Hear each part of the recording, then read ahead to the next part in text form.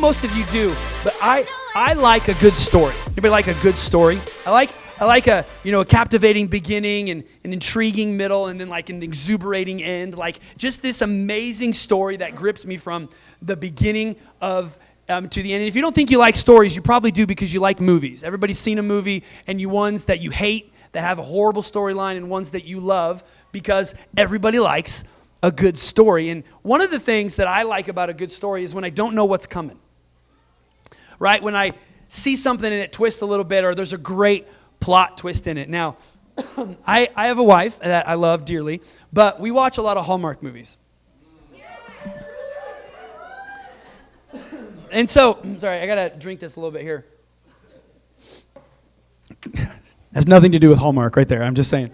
We watch a lot of Hallmark movies, and okay, some of them are okay, and some of them are not okay. And so if any guy in here has watched a Hallmark movie before, you probably get it. If you haven't watched them, it's Christmas time, so if you want to earn some points with your wife, just watch a Hallmark movie or two. You'll earn some points. But some of you ladies may not like them, but here's my problem with Hallmark movies, right?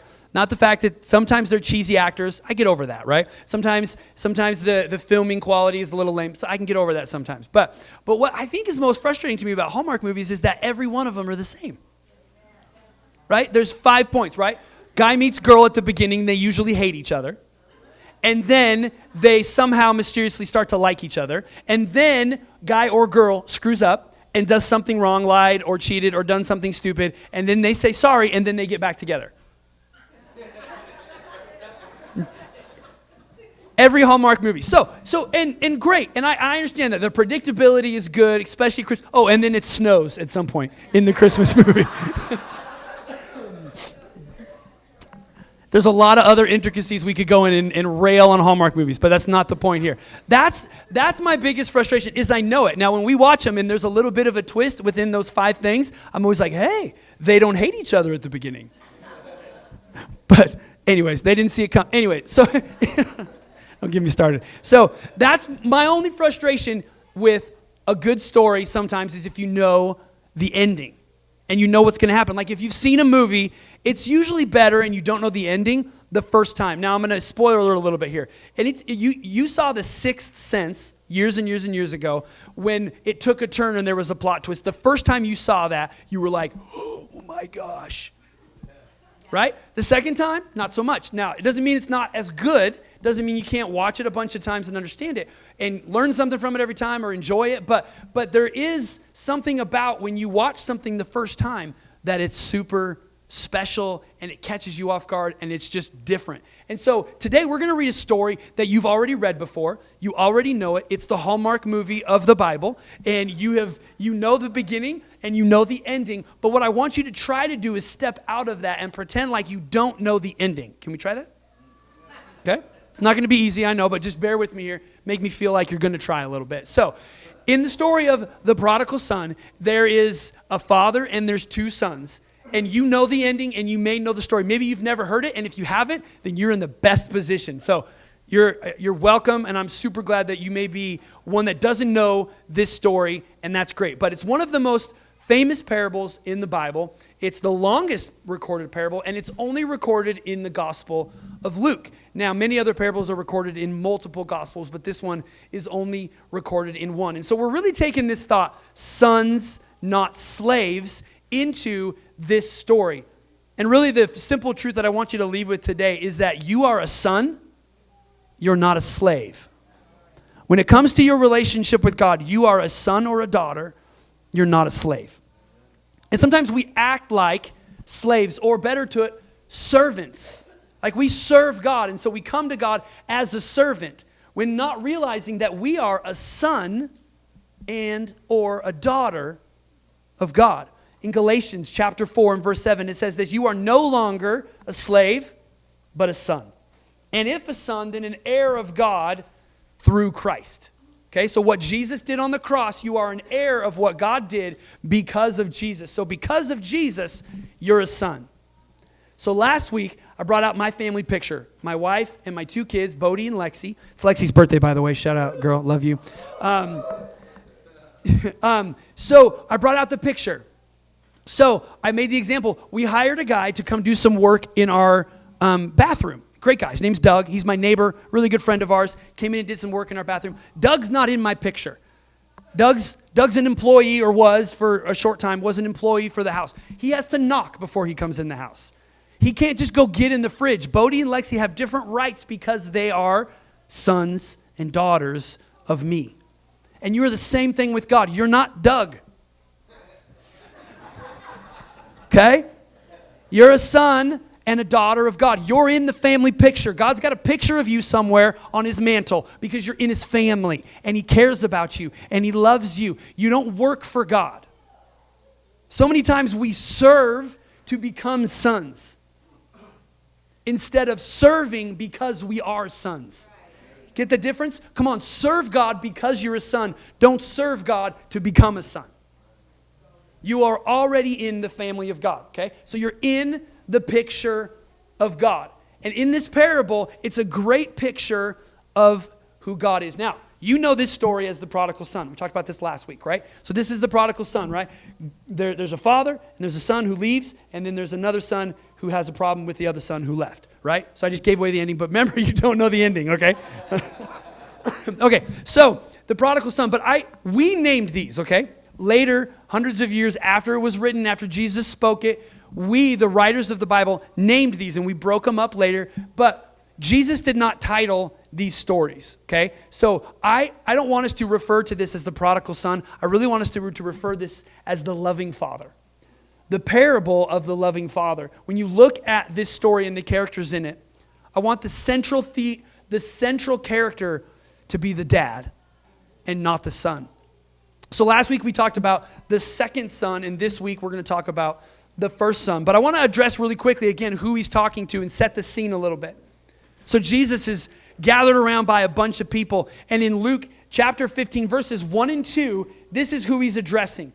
He's talking to, then the tax collectors and the sinners drew near to him to hear him. Now, tax collectors and sinners, those were the worst of the worst. Tax collectors were a phrase for the most horrible people. They robbed people. They, like, and you know the movie Robin Hood, like the horrible people that Robin Hood stole from. I don't know if they're that horrible, but whatever. They're really horrible people. That's who he's talking to. So he's talking to the worst of the worst. He's also talking to the Pharisees, who were the best of the best. So he's got a crew of a whole bunch of people. They drew near to him to hear him.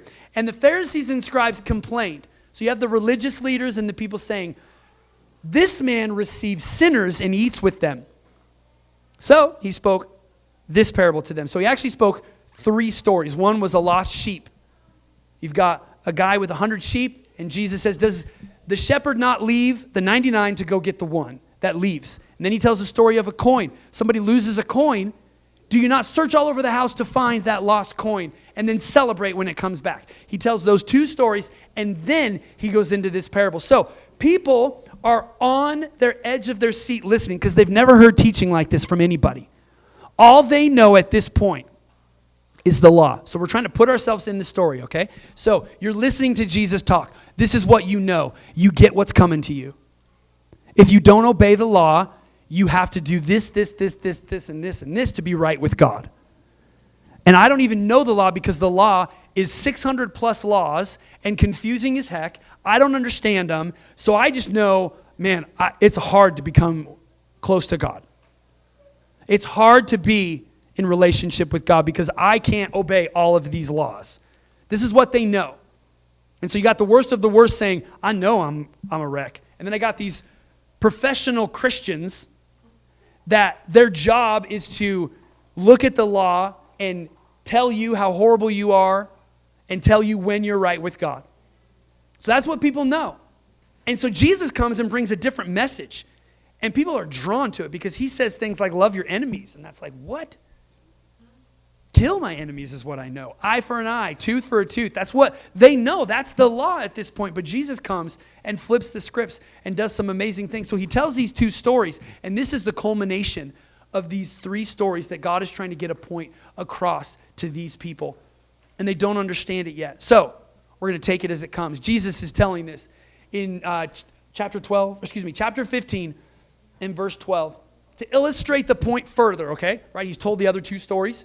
To illustrate the point even further, Jesus told them this story. A man had 2 sons. The younger son told his father, I want my share of your estate now before you die. So his father agreed and divided his wealth between the sons. Now, this is no small matter. People who are listening are looking at each other saying, are you hearing what this son did? There's a dad who's apparently very well off. He's worked a long time for what he has. And the youngest son, how many babies in the family? Youngest? That's me too. Usually we got more than everybody else did, right? So we're considered the spoiled ones. So the younger brat in the family, he looks at his father and he says these words in essence, I wish you were dead. I don't care about you. I don't care about what you've earned for. I don't care about what you've worked for. I don't care about who you are. I don't care about it. I wish you were dead, and all I care about is your money. Give it to me now. That's what these people hear. Again, all you know is the law. And so they're starting to peg this younger son as something. So he says, Dad, I wish you were dead. I don't care anything about you. Now, any parents in the room, I think you feel that. I have 2 kids, and man, I was thinking about it this morning in depth. I don't know where I'd be. I don't know what I would think. I don't know what kind of emotions I would go through if my kids said that and genuinely felt that. But somehow this dad says, okay, and gives it to him. And so the son bails. And so imagine hearing this. This is Jesus telling this story, trying to prove a point to you, but this is where you're at. You're realizing this son, you've already pegged this son for an absolute loser. A jerk, because you didn't do that back then. If you did, you got stoned. Like, it's a different culture than we live in now. Something like this may be more prominent right now, but not back then. Not back then. So the son says, Dad, I wish you were dead and I want my money. A few days later, the younger son packed up his belongings and moved to a distant land. Probably took the dad a couple days to gather up all his money that he owed him and figure it out and give him his money. So he was there for a couple days. And there, in the distant land, he wasted all his money in wild living. About the time his money ran out, a great famine swept over the land and he began to starve.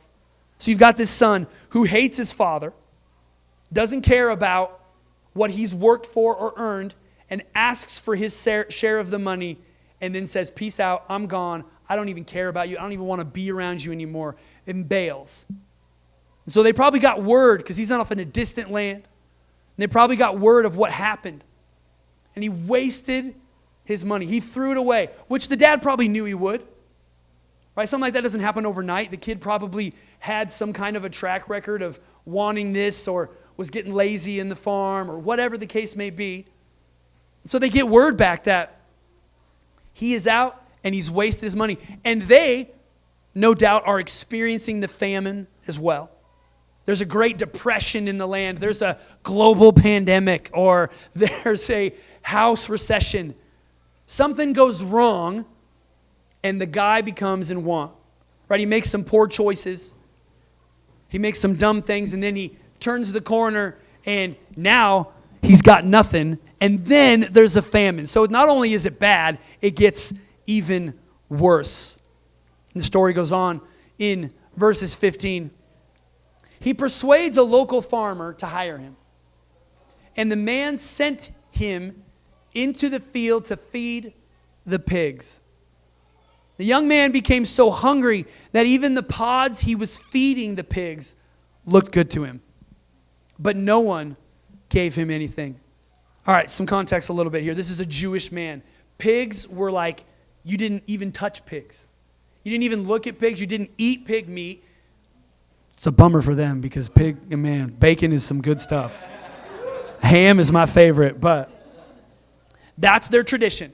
So these are people he's talking to. The pig is the worst of the worst of the worst. Not only does he have to feed them, he's so hungry that what they're eating, you don't eat the pig, much less what the pig is eating. What they're eating looks good to them. So we have the food at the food bank, and what we don't give out or what is rotten, we give to pig farmers. So pigs don't eat quality food. Let's just be real. So this guy is so hungry that looks good. He is at the lowest of the low. I don't know if you've ever been there before. And I don't know what your low is. Maybe your low doesn't have to be that bad. But wherever you're at in your low, maybe you experienced some bankruptcy. Maybe you lost a home or two. Maybe you lost a job. Maybe you were trapped in an addiction and you were at the lowest of the lows and you didn't know what to do, and your response may have been what this son's is. But I want you to picture you listening to this story from Jesus. You don't know where he's going to go. You don't know what he's going to say, but this is where this son is at. Right? He's a loser. He's pathetic. He made the wrong choices, and serves him right that he has to eat with what the pigs have to eat. Next verse is 17. When he finally came to his senses, he said to himself, at home, the hired servants, I want you to notice that word, the hired servants have food enough to spare, and here I am dying of hunger. Here I am dying of hunger. The people at home, the servants, the employees, the workers have a better life than I do. So this is what I'm going to do. I'm going to go home to my father. Here's what I'm going to say. He starts rehearsing his speech. Dad, I've sinned. I've screwed up. I've messed up. And I've sinned against both heaven and you. So I sinned against God. I sinned against you. I know I messed up, and I'm no longer worthy to be called your son. I can't be a son anymore. Just take me on as a servant. So at the point, they're reading and listening to this story, and they're listening to Jesus, and they say, yeah, that's a good call. That's what you deserve. That's what you deserve. You should go home and you have to work for your dad because you lost the sonship. You walked out of the family picture. You left it. Now, this is what you deserve. You actually probably don't even deserve to be an employee, but that's the way you approach your dad. But then Jesus does a plot twist. And he completely turns them off guard like the Sixth Sense, right? This is the I see dead people moment, right? Sorry if you haven't seen the movie. It's been out a while, so you're behind. This is the plot twist. So people are, I expect him to just say, okay, you need to sit down there. You need to think about what happened. But then Jesus flips the script like he does on every other situation throughout all of the Gospels. So these people are expecting one thing, and this is when they look at each other and are like, are you kidding me? What does he say? Verse 20. So he returned home to his father, and while he was still a long way off, his father saw him coming. What is that? What kind of picture is that? God is sitting, this father in this story, is sitting at home waiting for his son to come home. They probably got word that things were bad and that he was struggling. And his dad isn't filled with hate. His dad isn't filled with anger or frustration, but he's at home and he's watching for his son to come home. Maybe he wakes up in the morning and grabs his cup of Folgers coffee, Starbucks coffee, wake-up call, whatever. He gets in his chair and he watches the road. He gets up one morning and he says, not today. Not today. He'll come home. I know he will. Does his thing, works at home, comes back the next day, looks for his son. Oh, no, that's just one of my workers. Because he knows his shadow. He knows his kid's shadow. He knows what he looks like. How many of you have ever been away from your kid for a couple days or a week at camp or something like that, and maybe in a sea of people, you know your kid's hair, their shadow, you know what they look like. And so one day, the father does his routine, gets his coffee, sits in his easy chair, listens to his music or watches CNN or whatever, or Fox News, I guess, whatever. Watches TV, and he looks down the road and he has to wipe his eyes because he thinks that's his son. Now, he's been tricked before and thought he saw him, but it wasn't him. It was one of his workers who looks like him. But then no, as he gets closer, he sees that that's his son. And he's coming home. And not only does the dad just sit there and wait with his arms folded and say, come on. No, what does it say? He's still coming. Filled with love and compassion. He ran to his son. Now, back then, kings, men of prominence didn't run. They didn't run. They walked to place. They had servants who would go get things. They were very well off. So for the dad, an owner of property that has wealth to give away, has hired servants, a guy who's very established, does not run. And so this is the plot twist. Jesus says, no, he doesn't just sit there and fold his arms and wait for him to come home and grovel. He gets up. He's undignified. And he runs. They wore robes that drug on the floor. He'd have to pick up his robe and look like a fool going after the guy that just betrayed him and hated him and said, I wish you were dead. And then wasted it all. He didn't go and invest, start a company. No, he went out and threw it all away.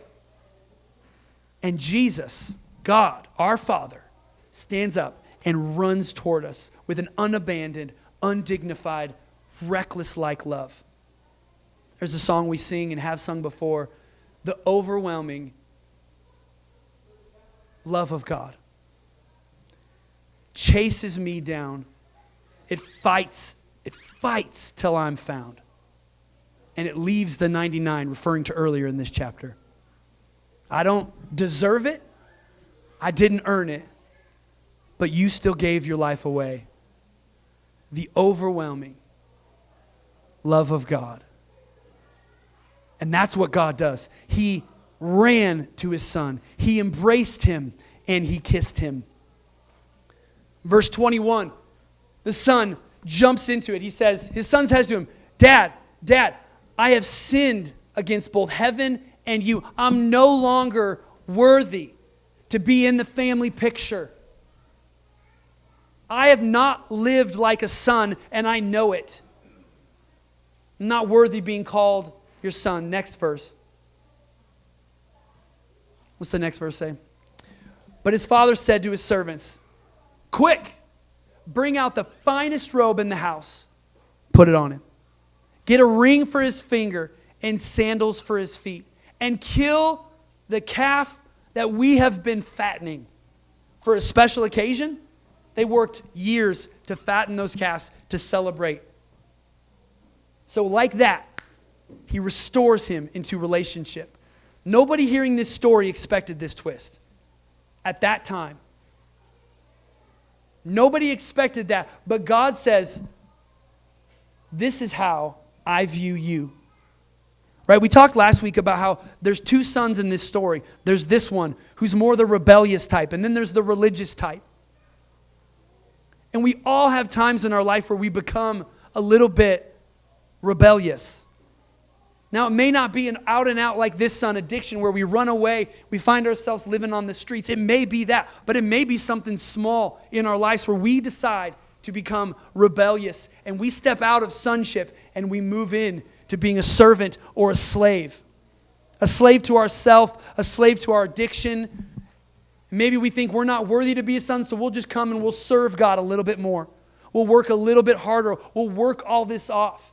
But you notice the son didn't even say, I'm sorry. The son didn't come and say, I'm going to work this all off. And the father said, sure, after 3 years, I'm going to give you these gifts. No, he gives him 3 gifts right off the bat. When you come to Jesus with a heart that just says,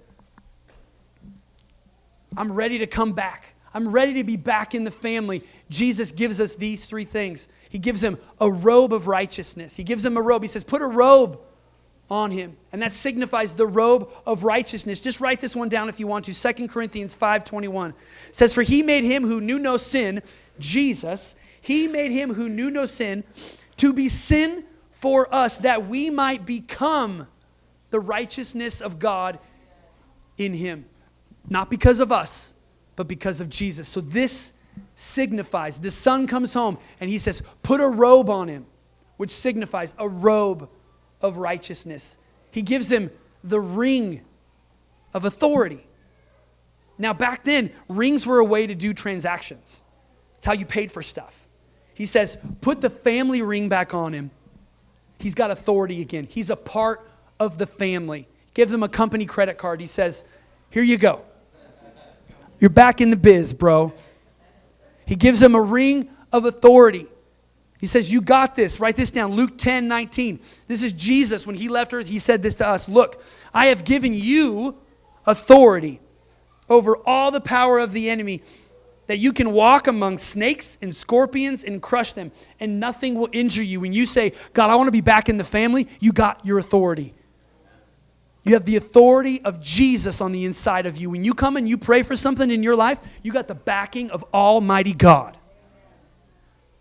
When you pray over your family, the prayer of protection, like we said, Psalms 91, spend a few weeks on it. When you pray that, you got the backing of Almighty God because you got the ring of authority because you're in the family of God. You're in the family of God. And when we take communion like we did earlier, we're celebrating the robe of righteousness, the ring of authority we have, and also the shoes of sonship. He gives them three things. He says, put a robe on him, give him a ring, and put shoes on his feet. Back then, slaves were barefoot. Free people and sons wore shoes. He says, don't only just tell him he's in the family, but give him something that signifies it. Put shoes on him. My boy doesn't walk around barefoot because he's not a slave. He's my son. And he wears shoes. When you come and say, God, I'm in your family, put your shoes on. Wear your ring and believe that you've got a robe of righteousness on you because that's how God thinks about you.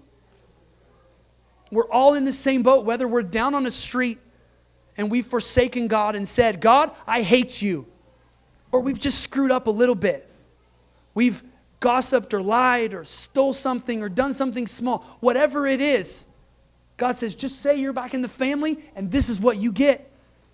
This is who you are. Don't forget it. This is whose side you're on. You're a part of the family. Three things that help us overcome the religious and the rebellious spirit. We talked about these last week. Number one is we remember the relationship. Same 3 points as last week. How do we overcome the religious spirit? You remember the relationship. You remember the relationship that you have with Jesus because you're in the family. Remember, that's the story of the loving Father. He says, son, remember your relationship. He says to the other son later, he says, you've been here the whole time. Don't you know what you have? You're trying to work it off. You're trying to serve for it. But remember this relationship. Romans 8:35 and 37. We sang about it in our second song. Can anything ever separate us from God's love? Does it mean he no longer loves us if we have trouble or calamity or persecution or hunger or sickness or a global pandemic or our finances are short? Does it mean he doesn't love us? Verse 38, no. Or destitute, or in danger, or threatened with death? No. Despite all these things, overwhelming victory is ours through Christ who loved us. We remember the relationship. When we run away, in the middle of our crud, in the middle of our mistakes, we remember the relationship we have with Almighty God, our Creator. Number two, we forget the rules. Now, I want to be clear on this, okay? We don't forget the rules. It's just because the R's work, okay? It's an R and another R. So we forget the rules. So rules are important. Let's obey the speed limit. Let's listen to our governing officials. Let's obey the rules. We don't get to God by obeying the biblical rules that we have set up. The old covenant law is the old covenant law. We live in the New Testament. So we don't live by the law. When I say forget the rules, we're meaning forget the law. You're not getting closer by obeying. When you screw up, this son did not come and fix everything. He was a wreck, and he came home, and Jesus said, give him the ring of authority. Put the shoes on him. So when you think you've broke the rules with God, you have. We all have. But God says, still put the shoes on because your position with God does not depend on you. It depends on Jesus, and he's perfect. So forget the rules. We think so many times we have to come to God perfect. We have to come to God clean. Now, I've heard it said a lot, yeah, I don't want to come to church yet because I might get struck dead if I walk into a building. If I put myself in front of Jesus, I might get struck dead. So I gotta get my life a little bit better. Look at what Jesus says to his people in Mark chapter 2. He says, healthy people don't need a doctor. Sick people do. I have come to call not those who think they are righteous, but those who know they are sinners. Jesus is there for all the screw-ups. Raise your hand. We're screw-ups. So Jesus came to save it. But when God looks at us, he doesn't look at you. He looks at Jesus. So he sees perfection. Well, I haven't been perfect. I haven't done it right. I know. Right? The Hallmark movies seem to forgive everything. Jesus forgives even more. He forgives you no matter what. You're just like this son in this story. And number 3, remember the relationship, forget the rules, and rejoice. Just like Rosemary said after you took communion. So many times we think we got to be like serious to be close to God. And there's a time to be serious, but there's also a lot more time to just be happy.